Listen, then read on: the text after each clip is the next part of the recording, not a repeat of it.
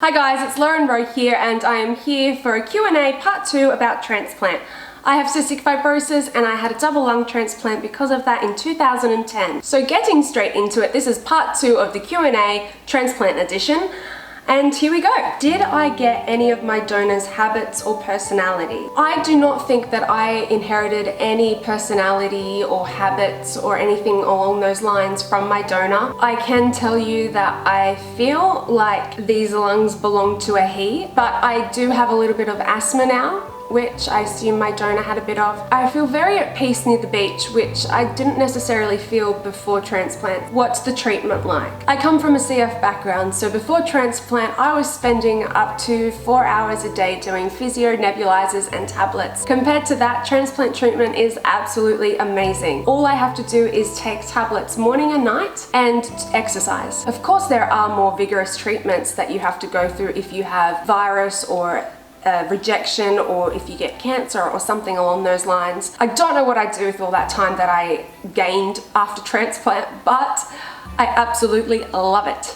How does it feel to have someone else's organ in you? Physically, it's extremely different to what my lungs were before. So when I had cystic fibrosis, my lungs had lots of mucus, which would forever be moving around and I would forever be trying to navigate it up so I could cough it out or cough it up and swallow it. And also they were very weak. I describe it like there were mozzie bites on my lungs, and if you somehow agitated it, it would turn into a coughing fit, and the coughing fit would not be nice because not only would you have mucus blocking the way for you to breathe back in, with every cough your lungs would get weaker and weaker and it would be harder for your whole body to breathe it in through everything. With these lungs, firstly, the donor was quite larger than me, so they are actually squashed down the bottom. So when I breathe in completely, I can only go so far, and then it's just a little tiny extra bit that goes in. I feel very strong when I breathe in and out, and I trust them wholeheartedly to do what they do, which is breathe in and out without having to cough or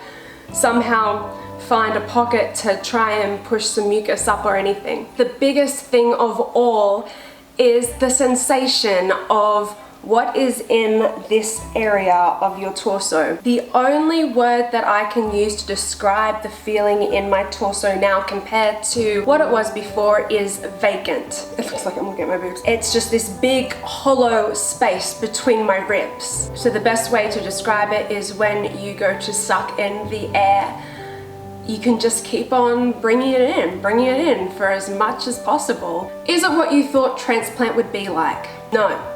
Transplant is an amazing treatment. It is not a cure at all. When I was waiting on the list, I would sit and think about what post-transplant life would be, and I would imagine so many things, like I wanted to go traveling and run a marathon and do so many things, which post-transplant life in reality has exceeded some of those wishes, and some of them are still not possible. In some respects, transplant for me has been better than I thought, and in other respects it has been worse than I thought. How did I cope mentally before and after transplant? So when I was waiting on the list, I had my psychologist, I was on antidepressants. Leading up to transplant, I was just trying to survive the best I could until I got the call. That was my goal. I had to give up a lot of things when I became very unwell, and the biggest thing of all was my independence. And I'm a very independent person, and for me to ask people for help for not just day-to-day things but for emotional support as well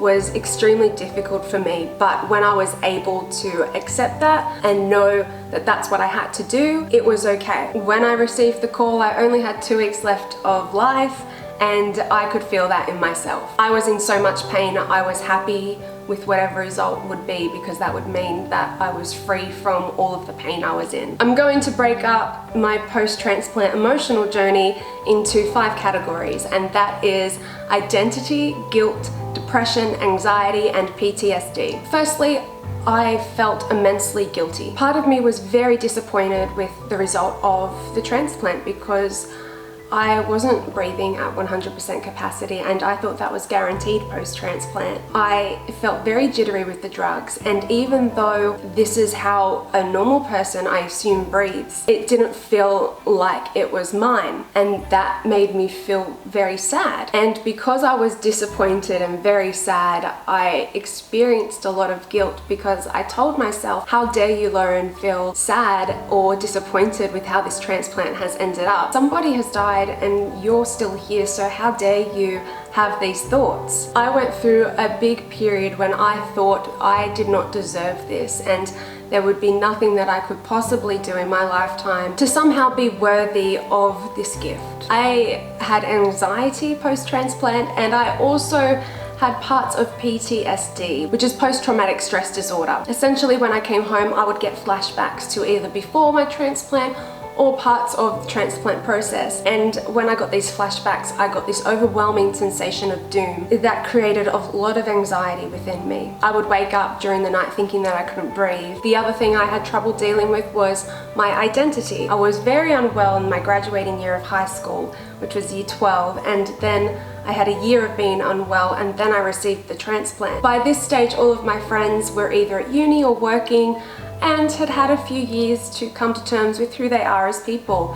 I myself had zero idea whatsoever as to who I was. I did not feel like this was my body. I was still coming to terms with how my new lungs felt, the way my body was reacting to the anti-rejection drugs, that my muscles were completely non-existent because they had deteriorated so much when I was sick. When I looked in the mirror, I didn't recognize who I was. It wasn't until I pushed myself to leave the house, to go to parties, to try new things, to go out there and experience life, even though I did feel anxious. And it wasn't until I did that that I found a contentment within myself and discovered new things about myself. And lastly, the old depression. All of these 5 things link in with each other. All of my worries that were all at the front of my lobe, which were all completely validated, even though I didn't think so at the time, slowly crept back. And all of these new experiences and new memories and happiness slowly crept forward, and I think that just came with time. In conclusion to that question,